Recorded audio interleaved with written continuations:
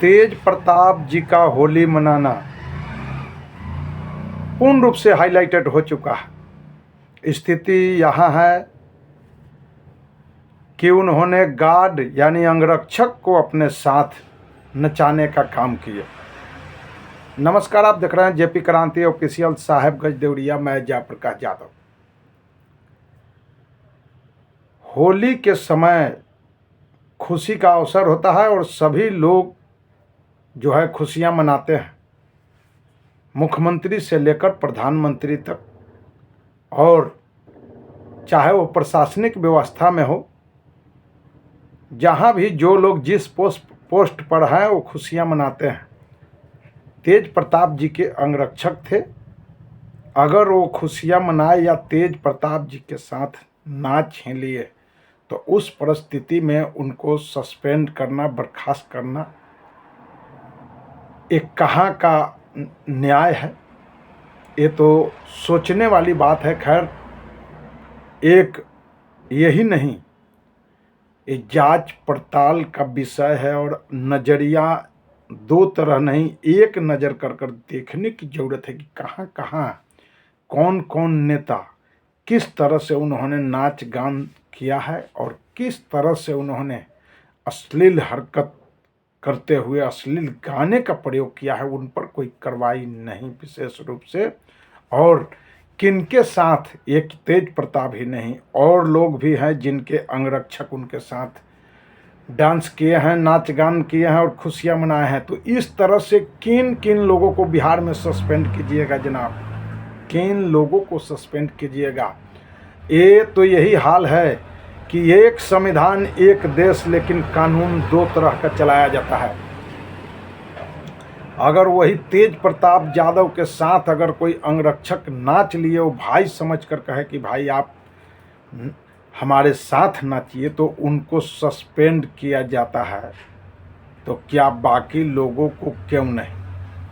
ये जांच का विषय है, किंतु परंतु करने से काम नहीं चलेगा। नीतीश कुमार की सुशासन में जिस वक्त प्रशासन ड्यूटी पर हो, प्रशासन रोड पर हो, और जब वो सुरक्षित नहीं, तो ये कहीं से भी सुशासन बाबू का सरकार नहीं है। ये जंगल राज नहीं, ये गुंडा राज कहिए। फर्जी एनकाउंटर लगातार कहीं न कहीं किया जाता है। अगर इसमें भेदभाव कहीं से भी लोगों के साथ हुआ है, एक तरफ जातिवाद का जाखीरा जो है बिहार में पूर्ण रूप से उभरा हुआ है, और खिरहा चोर जेल जा रहे हैं, हीरा चोर बाहर घूम रहे हैं। ये स्थिति बिहार में है। कहीं से भी लॉ एंड ऑर्डर नहीं है। स्थिति बहुत खराब है। इस स्थिति में अभी नीतीश कुमार को भी पूर्ण रूप से कहीं से अब दिमाग पूर्ण रूप से काम नहीं कर रहा है। नीतीश कुमार बहुत जहाँ चाह रहे हैं वही कुछ बोल दे रहे हैं, चाहे वो विधान परिषद हो, विधानसभा में हो, चाहे वह चैनल मीडिया के सामने जो उनके माइंड में आ रहा है वही बोल दे रहे हैं। तो इस स्थिति में अब बिहार नीतीश कुमार से संभलने वाला नहीं है। विपक्ष पर पूर्ण रूप से सत्ता पक्ष का नज़र है, लेकिन सत्ता पक्ष वाले क्या कर रहे हैं, वो उनके कमियां अगर कोई गिनाए तो उनके ऊपर लगातार FIR शुरू हो रहा है। ये स्थिति बिहार में है। तो जिनकी सत्ता होती है, सत्ता से विपक्ष सवाल पूछता है और पूछना भी चाहिए। ये शुरू से आया है इस देश में।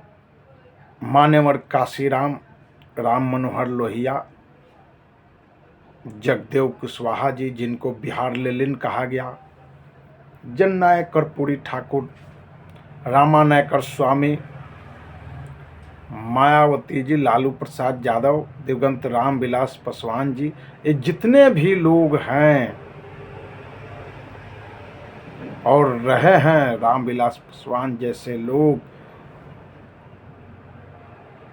ये इन लोगों के साथ उस वक्त भी आज जो हो रहा है उसी तरह से उनके साथ भी हुआ है, चाहे आज उनके वंशज स्वीकारे या ना स्वीकारे। तो स्थिति बहुत दुर्भाग्यपूर्ण है। अभी के डेट में जिस तरह से तेजस्वी यादव लगातार बोल रहे हैं, आवाज़ उठा रहे हैं, अगर वो आवाज़ उठाना छोड़ दे तो बिहार में शायद भयावह स्थिति होगा, क्योंकि कोई आवाज़ उठाने के लिए तैयारी नहीं है। कांग्रेस कन्हैया जी को भेज दिया है बिहार में, और कन्हैया जी आज भितिहरवा से अपना जो है पैदल यात्रा शुरू कर दिए हैं। मीडिया वाले जो पिट्ठू मीडिया हो लगातार दिखाने का काम कर रहे हैं कि अब कांग्रेस भूचाल ला देगा, लालू यादव घबरा जाएंगे। अरे भाई, लालू यादव क्यों घबरा जाएंगे? अगर कांग्रेस कहीं से भी यात्रा निकाले, राष्ट्रीय जनता दल यात्रा निकाले, कम्युनिस्ट यात्रा निकाले, ये एक गठबंधन है और गठबंधन में सभी लोग मिलजुल कर काम कर रहे हैं। कांग्रेस को सोचना है कि किस तरह से हम राष्ट्रीय जनता दल के साथ गठबंधन करें ताकि बिहार में सरकार आए, नहीं तो मैं फिर कह रहा हूँ दिल्ली वाला हाल हो जाएगा।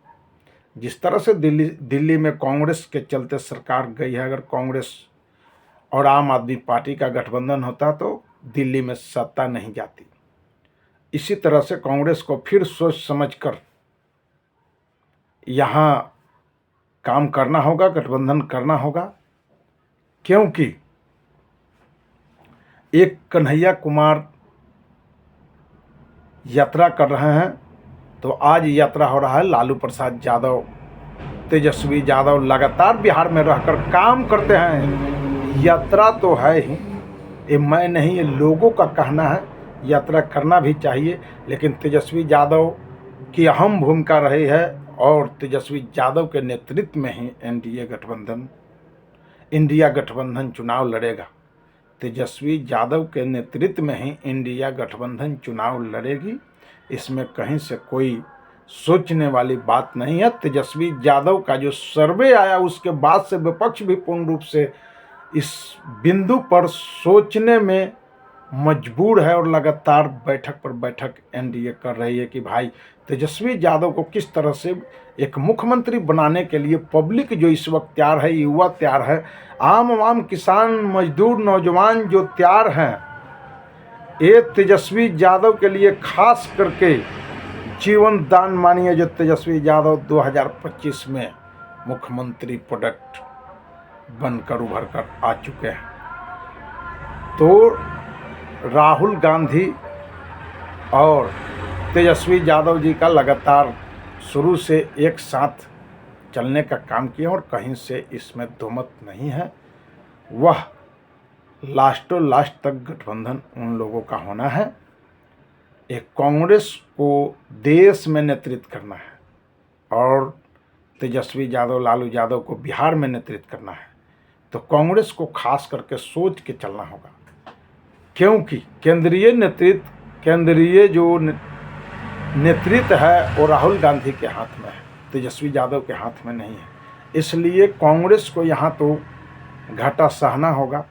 ज़्यादा मुनाफे के चक्कर में डंडी टूट कर कहीं और चले जाएगी और पाला कहीं और रह जाएगा। इसलिए कांग्रेस को सोच समझ कर फैसला लेना चाहिए। राहुल गांधी जी को इस चीज़ पर सोचना है कि आखिर कौन लोग हमारे साथ हैं, कौन लोग हमारे साथ आवाज़ उठा रहे हैं विकट परिस्थिति में, को हैं जो हमारे कंधे में कंधे मिलाकर चले हैं। 2, 4, 10, 15 सीट से कोई बड़ी बात नहीं है, लेकिन अगर कहीं से गलती से भी चूक हुआ और गठबंधन टूटने की बारी आई तो मैं कहता हूं कांग्रेस के लिए बहुत बड़ी धक्के वाली चीज़ होगा और पूर्ण रूप से धक्का कांग्रेस को लग सकता है। इसलिए सोच समझकर फैसला ले। जय हिंद। आप देख रहे हैं जेपी क्रांति ऑफिशियल। ये सोशल जस्टिस जितने भी आपके चैनल हैं, सोशल जो चैनल हैं, उनको खास करके यूट्यूबर को मदद करें, उनको खास करके आगे बढ़ाएं। आपका जो आवाज़ है, जो आपके आवाज़ को आगे बढ़ाएगा, आपकी आवाज़ को जो आपके तक पहुंचाएगा, उन पर ध्यान रखें और उनके चैनल को खास करके आगे बढ़ाएं। आप देख रहे हैं जेपी क्रांति ऑफिशियल, साहेबगंज देवरिया। मैं जयप्रकाश यादव। जय हिंद, जय इंडिया।